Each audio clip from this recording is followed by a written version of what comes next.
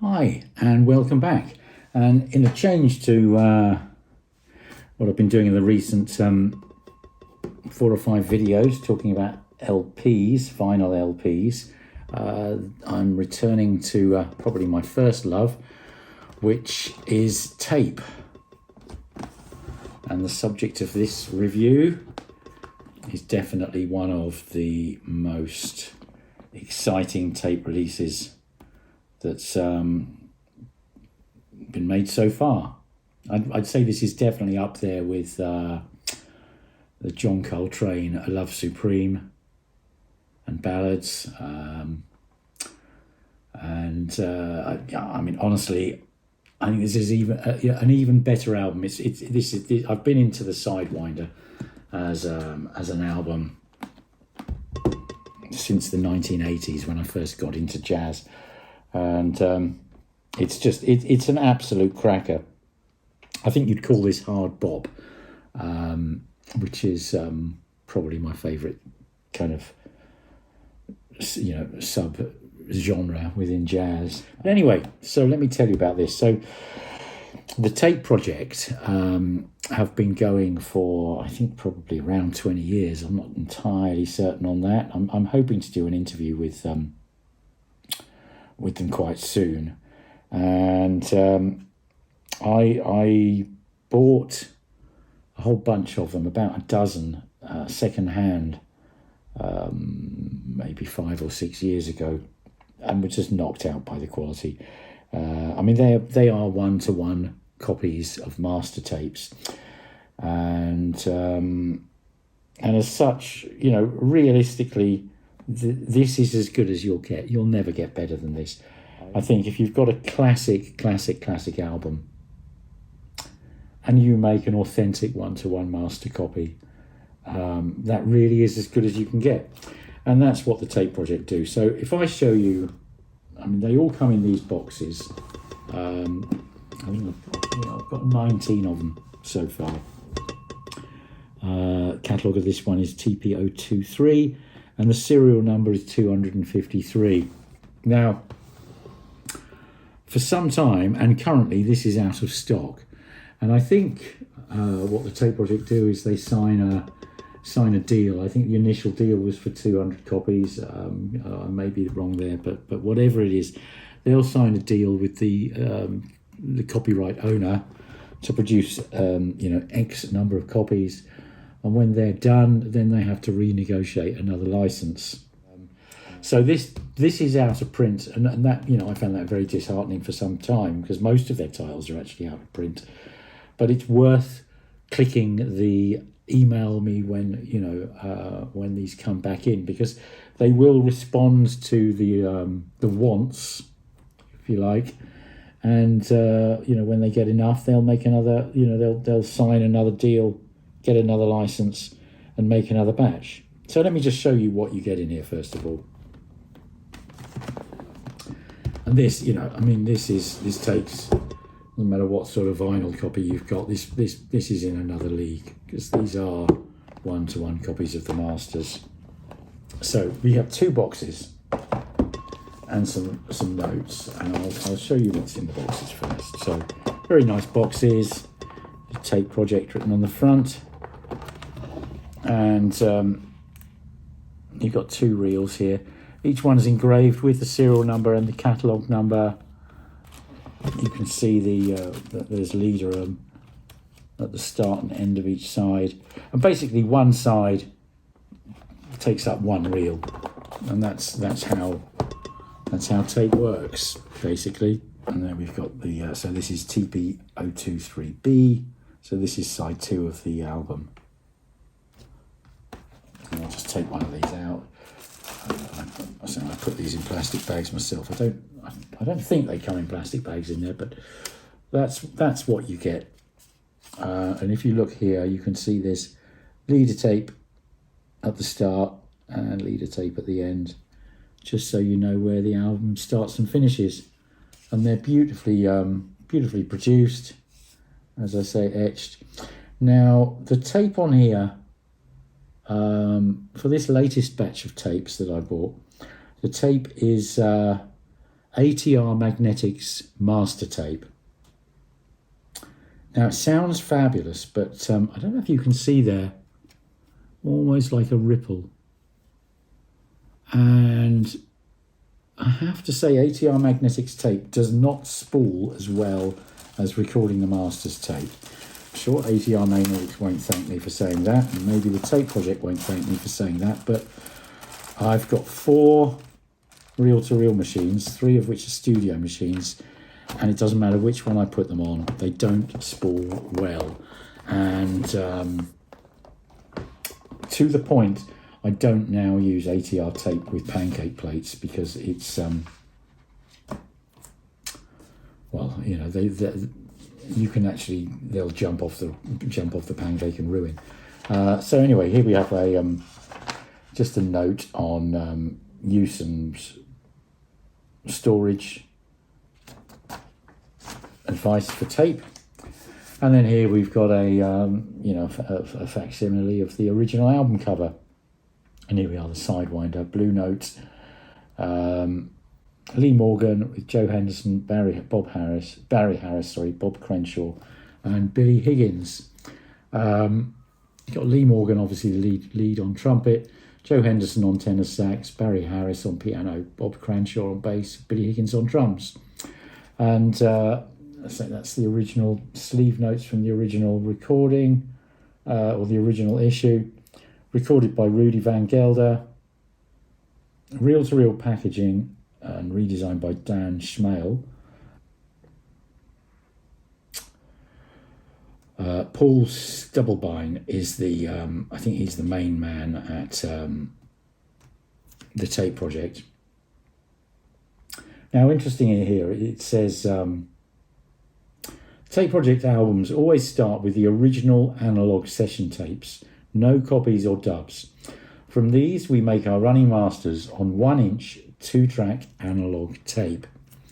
Now, that running master, so that basically is so that they don't have to play the original master tape over and over and over and over again, which clearly wouldn't be a good thing to do. So this is kind of, you know, 2 generations away from the original master, but I would suggest that's absolutely fine because, you know, in reality, I mean, we've talked about the MoFi situation and their DSD stage. Now, the MoFi DSD stage is basically replacing this running master here. But I'd rather have that done on tape, kept in the analog domain, keeps things nicer. And the fact that they make it on 1-inch tape means that, you know, they're doing it as well as they possibly can. And then from that 1-inch running master, they're copied in real time directly to a bank of Ampex ATR 102 2-track master recorders, and that's basically what you buy here. And then they say, we have confirmed this all analog approach retains more of the texture, more of the colour, more of the flavour crystals, delivering to our listeners the maximum cowboy boogie-woogie in these high-tech times we're living in. Amen, brother. And I will say amen to that. Absolutely. Yeah, in my view, they do it right. I mean, essentially, they do exactly the same as what Analog Productions are doing with their Ultra tapes. The major difference is Analog Productions. Their running master is a 30 IPS half-inch tape, whereas this is 15 IPS 1-inch tape. It's kind of 6 to 1 half and a dozen of the other. They're a very similar product. Now, just to talk a little bit about this, so I mean, it's just, it really is. It's one of those most accessible, most fantastic jazz albums out. It's one that got me into jazz in the first place. It's such an infectious groove. It is so immediate and so being there. You've got the band absolutely spread out in front of you. You've got Lee Morgan on the left. and you've got the piano sort of pretty much dead center, slightly left of center possibly. And the piano on this is recorded, it's quite sort of a soft, real beautiful valve kind of glowing sound. As I say, this is recorded by Rudy Van Gelder. It's very much a small, intimate space. A magnificent sound. The bass is just sort of alongside the piano in the centre, but maybe just slightly right of centre. And the bass is, again, it's just recorded beautifully. It's incredibly tuneful, every single note you hear. Just wonderfully weighted. And then also, as we move off to the right, you've got the drums and also the sax. Now the sax is quite forward, mirroring the trumpet on the left, and you know, throughout the album, there's times when they're kind of conversing with one another, and it's just it's absolutely spellbinding. And then there are times when they're kind of harmonising, and you get the two tonal colours laid over the top, and it is. I mean, you can listen to bad vinyl copies, you can listen to bad digital copies, you can listen to really good vinyl copies, and then you can listen to, you know,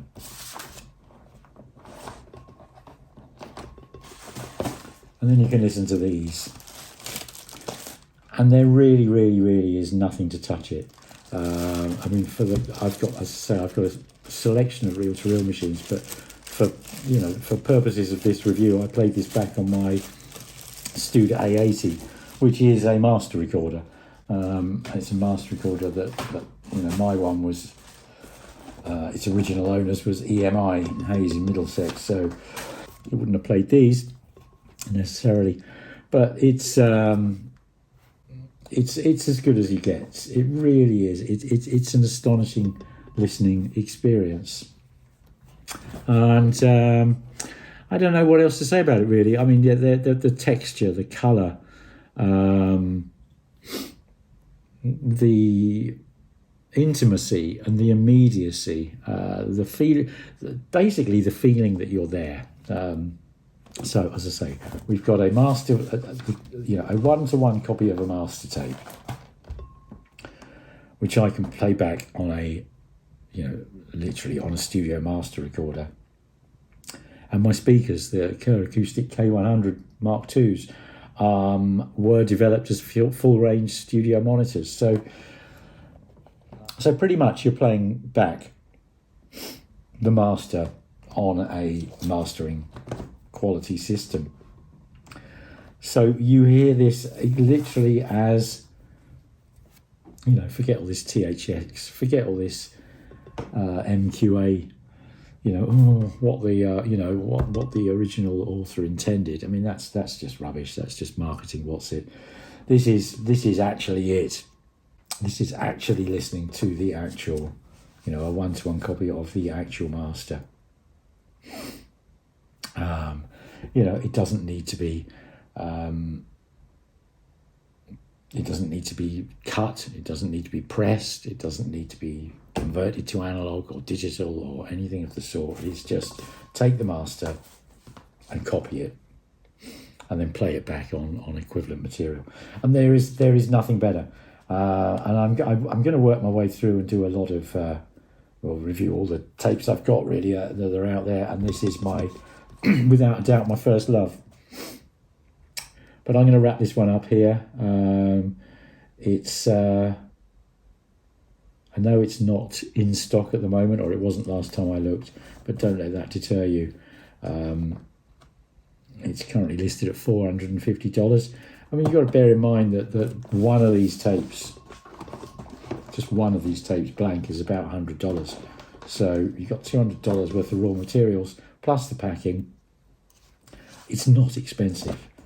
And don't forget, these are made one-to-one in real time.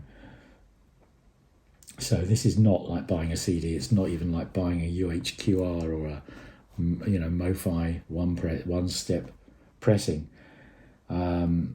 this is the top league. This is the top league that really can't be beaten, I would suggest. The only thing better than this is the original master itself, and you ain't going to get to listen to that. So there we go. On this note, I'll say thank you very, very much for watching. And if you haven't already, subscribe, please do. It really helps me. And if you like this video, do like it. I'm going to put a link here to the review of John Coltrane's Love Supreme, which is sort of the rival, if you like, tape brand from the US. But I don't think they're not really rivals. They both, they both make phenomenal recordings available to the public. And long may they continue to do so. So, a bit niche, but it's a niche right at the top of, audio experience, musical experience, sound quality experience. If you really, really, really want to immerse yourself in music, you need to get into tape. And on that note, I will say cheerio for now, and I will see you very soon. Bye-bye.